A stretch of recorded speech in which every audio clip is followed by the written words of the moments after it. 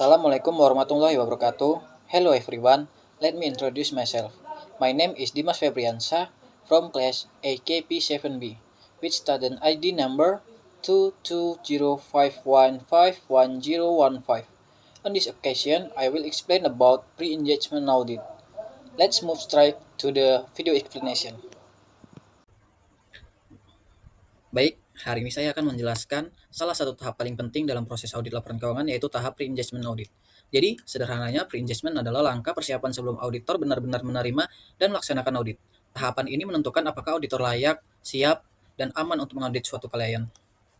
Jadi, sebelum kita bicara soal pengujian transaksi atau laporan keuangan, auditor harus yakin dulu bahwa salah satunya itu klien harus bisa dipercaya dan auditor mampu independen, dan juga audit bisa dilakukan secara etis dan profesional. Apa sih itu sebenarnya pre-engagement audit? Jadi pre-engagement ini adalah bisa kita anggap sebagai fit and proper test antara auditor dan klien. Auditor akan mengecek apakah perusahaan ini layak diaudit, apakah auditor memiliki sumber daya dan kompetensi yang memadai.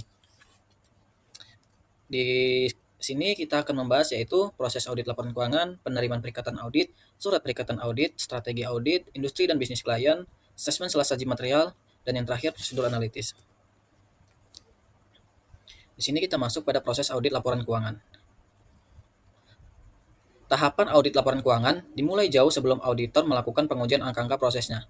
Yang terdiri dari yang pertama itu penerimaan perikatan.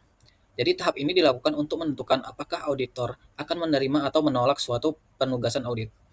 Menurut SPAP SA 210, auditor harus menilai yang pertama integritas manajemen, apakah klien dapat dipercaya. Yang kedua, kemampuan profesional auditor untuk melaksanakan audit dengan baik. Yang ketiga, kecukupan waktu dan sumber daya. Ini untuk menyelesaikan audit. Yang keempat, independensi dan profesional auditor. Langkah ini penting karena auditor memiliki tanggung jawab menjaga reputasi dan independensinya. Jika auditor menerima klien yang memiliki catatan pelanggaran, misalnya memanipulasi laporan keuangan, maka resiko reputasionalnya sangat tinggi. Yang kedua itu perencanaan awal. Auditor mulai memahami ruang lingkup audit, menentukan sumber daya, dan menyiapkan jadwal kerja. Tujuan utamanya adalah agar audit dilakukan secara efisien, efektif, dan fokus pada area berisiko tinggi. Yang ketiga yaitu memahami industri dan bisnis klien. Pemahaman ini meliputi kondisi ekonomi, struktur organisasi, sistem teknologi informasi, dan karakteristik operasional klien. Di dalam ISA 315, auditor memahami lingkungan bisnis untuk mengidentifikasi risiko salah saji material. Contohnya, jika klien bergerak di bidang industri properti, auditor perlu memahami siklus proyek jangka panjang dan risiko pengakuan pendapatan yang salah. Yang keempat yaitu ada asesmen risiko bisnis. Auditor menilai faktor-faktor yang dapat menyebabkan salah saji dalam laporan keuangan. Risiko bisnis tinggi biasanya berbanding lurus dengan risiko audit. Yang kelima itu prosedur analitis awal. Jadi, auditor membandingkan data keuangan klien dengan data tahun sebelumnya, anggaran perusahaan, dan rata-rata industri. Tujuannya adalah mendeteksi anomali seperti peningkatan tajam piutang atau penurunan margin laba yang tidak wajar. Untuk yang keenam, ada memahami SPAP atau sistem pengendalian internal. Dengan memahami ini, auditor mempelajari sejauh mana sistem internal perusahaan mampu mencegah dan mendeteksi kesalahan. Jika SPAP kuat, maka auditor dapat mengurangi pengujian substantif karena risiko kesalahan dinilai lebih kecil. Untuk yang ketujuh, uji kendalaan SPI dan deteksi fraud. Auditor menguji efektivitas kontrol internal, misalnya dengan mengamati proses otorisasi transaksi atau pemeriksaan silang laporan. Jika sistem gagal mendeteksi kecurangan, auditor perlu memperluas prosedur auditnya. Untuk yang ke-8, penilaian materialitas dan risiko audit. Jadi, materialitas ini adalah batas jumlah kesalahan yang masih dapat ditoleransi tanpa mempengaruhi keputusan pengguna laporan keuangan. Dan risiko audit, kemungkinan auditor salah dalam memberikan opini. Jadi, audit risiko itu sama dengan inherent risk kali control risk kali detection risk. Untuk yang terakhir, pengembangan strategi dan program audit. Strategi audit yang digunakan untuk menentukan sifat, waktu, dan luas prosedur audit. Sedangkan program audit adalah rencana rinci langkah-langkah yang akan dilakukan auditor. Baik, selanjutnya ada proses audit laporan keuangan. Yang pertama ada materialitas, adalah batas tentang kriteria salah saji material dalam laporan keuangan. Salah material adalah salah saji yang diprediksi berpengaruh signifikan terhadap pengguna laporan keuangan. Yang kedua ada control risk atau risiko pengendalian, adalah risiko Sistem pengendalian internal atau SPI tidak mampu mencegah salah saji dengan segera. Yang ketiga ada inherent risk atau risiko bawaan, adalah risiko salah saji dalam laporan keuangan yang tidak disebabkan oleh faktor SPI, melainkan disebabkan oleh faktor-faktor lain di luar SPI. Yang keempat ada acceptable audit risk, yang mana ini adalah tingkat risiko audit yang diambil oleh auditor dalam melaksanakan audit laporan keuangan. Yang kelima ada acceptable audit risk kecil pada saat potensi salah saji tinggi karena sistem pengendalian internal atau SPI dipandang lemah berdasarkan hasil pemahaman dan pengujian SPI. Selanjutnya ada penerimaan peringkatan audit. Yang pertama adalah kompetensi auditor.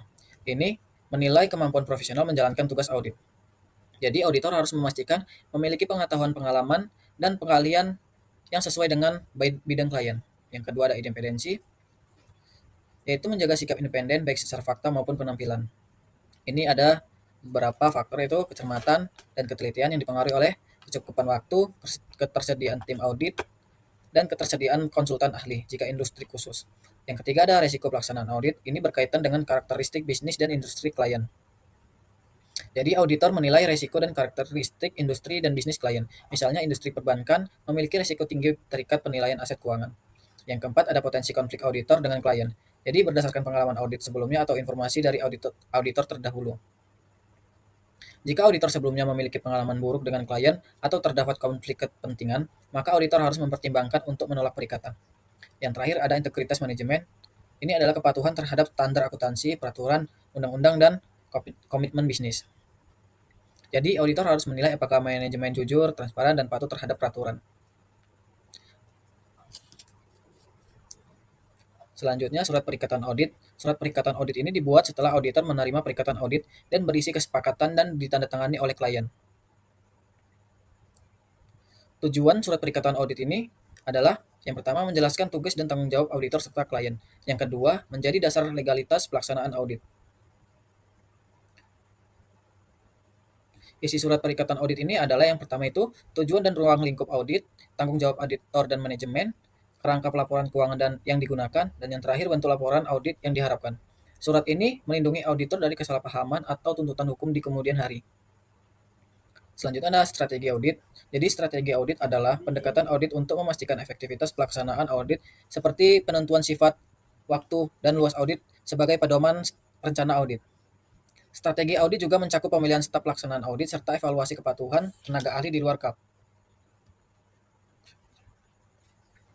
Selanjutnya, memahami industri dan bisnis klien. Ini bertujuan untuk mengidentifikasi dan mengukur resiko salah saji material, baik karena kelas kesalahan maupun kecurangan. Faktor-faktor yang mendukung pentingnya pemahaman industri dan bisnis klien ini adalah yang pertama, perubahan kondisi ekonomi, yang kedua, koneksi teknologi informasi dengan pelanggan dan pemasok, yang ketiga, globalisasi aktivitas usaha, yang keempat, kompleksitas akuntansi atau SDM dan aset tak berwujud, yang kelima, kompleksitas investasi pada instrumen keuangan, dan yang terakhir, yang keenam, keunikan praktik dan standar akuntansi industri.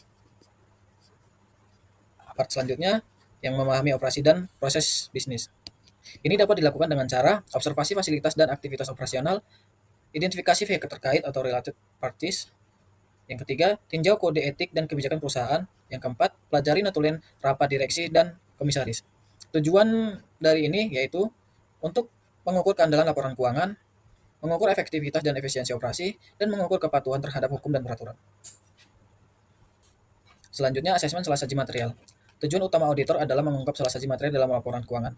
Asesmen ini merupakan tahap akhir dari 4 prosedur. Yang pertama, memahami bisnis dan industri. Yang kedua, mengukur resiko bisnis. Yang ketiga, memahami sistem pengendalian internal atau SPI. Yang keempat, mengukur resiko salah saji material dalam laporan keuangan.